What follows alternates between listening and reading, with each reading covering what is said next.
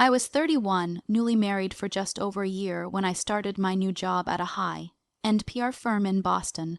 My boss, Daniel, was sharp, successful, and about 15 years older. He was married to 2 kids, a picture-perfect family from the outside. From the beginning, Daniel and I had chemistry. Not the obvious, flirty kind, but the kind where long glances linger a second too long and conversations stay on your mind well into the evening. I didn't think much of it. I told myself I was just flattered that someone like him saw potential in me. Then came the dinner. It was after a long week. We had just landed a huge client. Daniel offered to take me out to celebrate, just a casual thing, he said. It wasn't unusual. He often took team members out. But this time it was just the two of us. He chose a quiet, upscale place, dim lighting, jazz in the background, the kind of place that made you feel like the world outside didn't exist. We talked for hours. About work, about marriage, about regrets. He told me he felt like a stranger in his own home. I told him I sometimes felt invisible in mine. At the end of the night, as we waited for the car, he said, "I haven't felt this connected to anyone in years." I didn't say anything. I just looked at him, and for a moment I didn't think about my husband. I thought about how seen I felt. The first time we slept together was 2 weeks later. I told myself it was a one-time mistake. It wasn't. It became a 7-month-long affair built on secret texts late, night meetings in hotels, and quiet tears after lying to our spouses. The guilt was real, but so was the attachment. We weren't just having sex. We were sharing parts of ourselves we had long buried. Fears, dreams, disappointments. It was intoxicating, but exhausting. One night, my husband found a message on my phone. It wasn't explicit, but it was enough. The look on his face, that mix of betrayal, confusion, and heartbreak, still haunts me. We started therapy, but the damage was done. He never looked at me the same way again. Daniel ended things shortly after. "We've hurt too many people," he said, and he was right. That dinner changed my life, not in the way I imagined. There was no fairy tale ending, no romantic escape. Just consequences, lessons, scars. Emotional cheating feels harder to heal from than physical betrayal. Because when you give someone your soul, not just your body, the wound goes deeper. Emotional attachment in forbidden spaces often begins in subtle, seemingly innocent ways. It usually doesn't start with grand gestures or obvious seduction. It starts in the quiet moments, in shared glances, in the gentle unfolding of emotional intimacy that grows beneath the surface. These spaces are often professional settings. The workplace, a creative partnership, mentorship, or any environment where people spend extended time together, collaborating, trusting, and supporting one another. What makes these attachments so potent and so dangerous is that they are born from familiarity, mutual respect, and emotional exposure. The relationship begins with legitimate admiration, maybe even mentorship or validation. Over time, though, this connection deepens and shifts. What once felt like camaraderie begins to feel like closeness. What once was professional praise becomes personal warmth. The boundaries between roles begin to blur. The most dangerous aspect of this dynamic is that it allows individuals to rationalize their growing emotional dependency under the guise of professionalism or friendship. For someone in a committed relationship, this is often the first red flag that goes ignored. They say it's just someone I talk to, or he/she just understands me at work.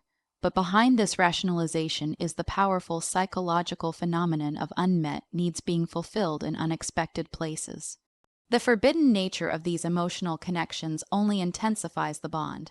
When people know they shouldn't feel something but can't deny that they do, it becomes thrilling, consuming, and quietly destructive.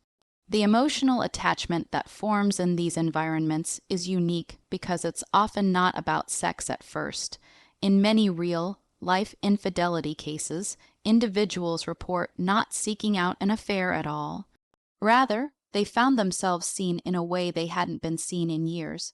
They found comfort, recognition, or emotional resonance from someone who wasn't their partner. These moments of intimacy, sharing a personal struggle over lunch, venting about a partner, laughing uncontrollably after a stressful day, create layers of connection. Unlike physical affairs that can be impulsive and purely carnal, emotional affairs grow like roots beneath the surface, unseen and hard to untangle. In professional environments, power dynamics can further complicate these attachments. When the other person is a boss, a senior colleague, or someone in a position of authority, there's an added layer of dependency. Validation from that person can feel especially meaningful. It's not just personal approval, it's professional recognition, which can feel intoxicating.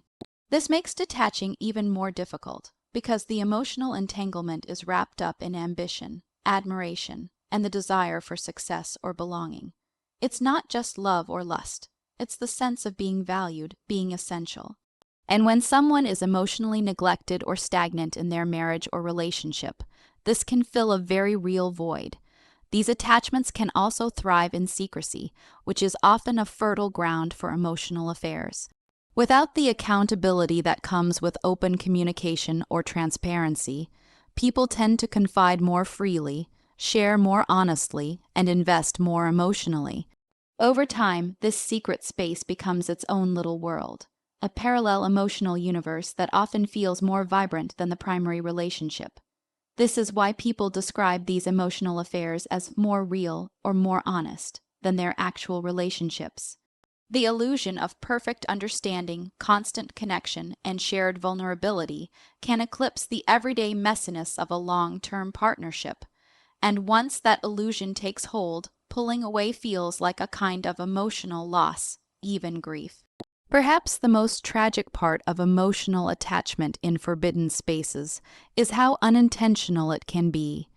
It doesn't always come from selfishness or bad character. It often comes from people who are lonely, emotionally isolated, or simply seeking affirmation in the wrong places. It happens in moments of weakness, stress, or dissatisfaction, yet the consequences are very real. Emotional affairs erode trust, create division, and can be more painful than physical infidelity because they strike at the core of relational intimacy. When a partner discovers that their significant other gave their emotional loyalty to someone else, the betrayal feels deeper, more personal, and harder to forgive. Emotional attachment in forbidden spaces is a potent and perilous force. It thrives in environments of proximity, secrecy, and unmet emotional needs. It's not always about passion or desire, it's often about being understood, feeling special, or simply being seen.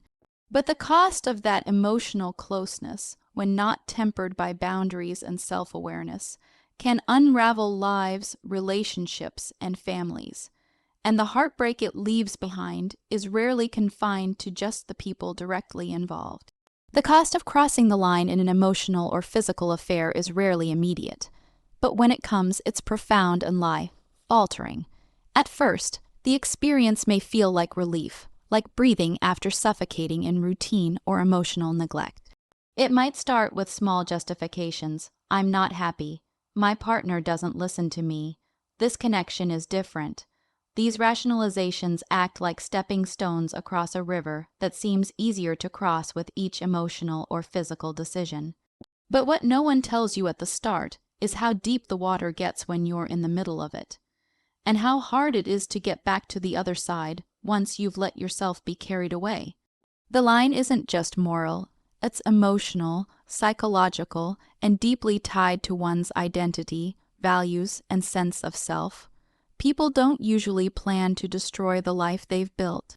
They simply start craving something they feel is missing: attention, appreciation, novelty, emotional safety, or even the thrill of being wanted again.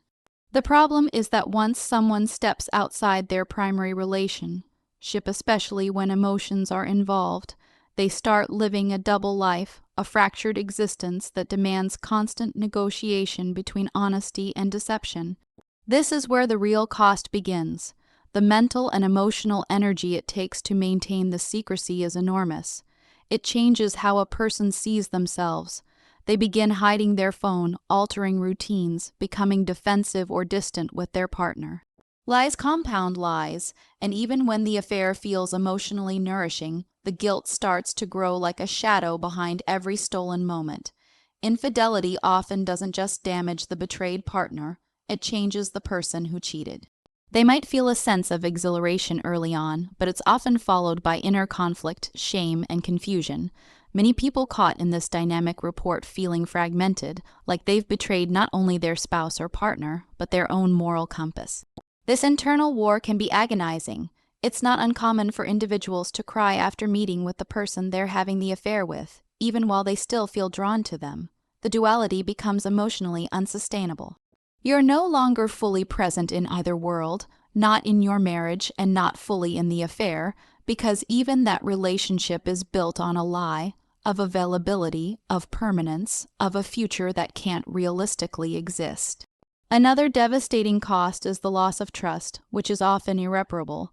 Trust once broken is not easily rebuilt. The betrayed partner may spend years second, guessing everything, the relationship timeline, past arguments, personal memories.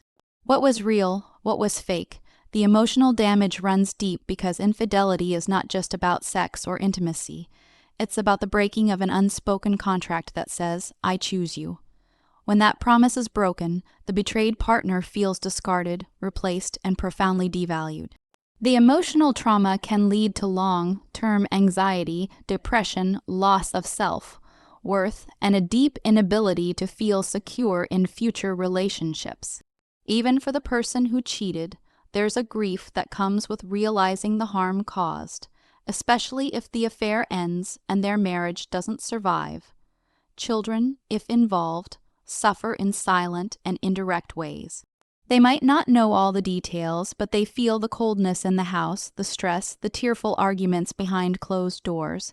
Sometimes the family breaks apart entirely, and the ripple effect of a single decision spreads into the lives of people who had no part in the affair.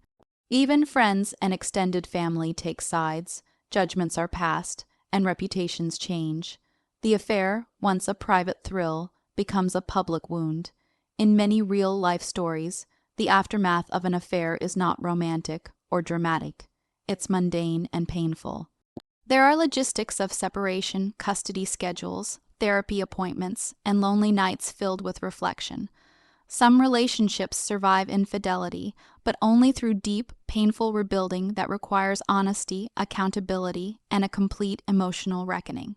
Others don't survive at all, and the person who cheated is left to sit with the consequences, sometimes wondering whether those fleeting moments of emotional connection were worth the lasting damage. The true cost of crossing the line isn't measured in one affair or one heartbreak. It's measured in lost trust, changed identities, emotional wreckage, and the slow, painful realization that undoing what's been done is often impossible. The affair ends, the feelings fade, but the consequences echo for years.